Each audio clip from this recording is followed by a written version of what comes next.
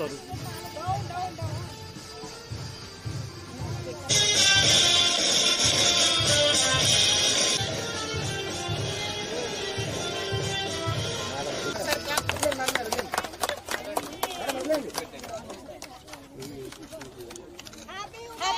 Happy women's day.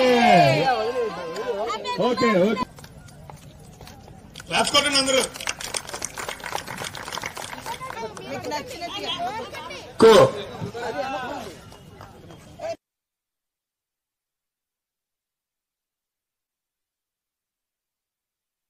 ఇప్పుడు అభినందనలు తెలియజేస్తున్నాను.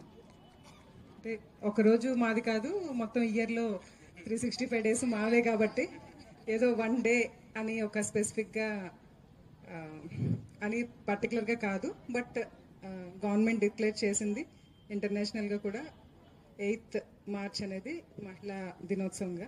కాబట్టి ఈరోజు స్పెసిఫిక్గా మహిళలకి అన్ని రంగాల్లో కూడా ఇన్ ఫ్యూచర్లో అన్ని రకాలుగా అభివృద్ధి సాధించే విధంగా ప్రభుత్వం కూడా అన్ని చర్యలు తీసుకుంటుంది.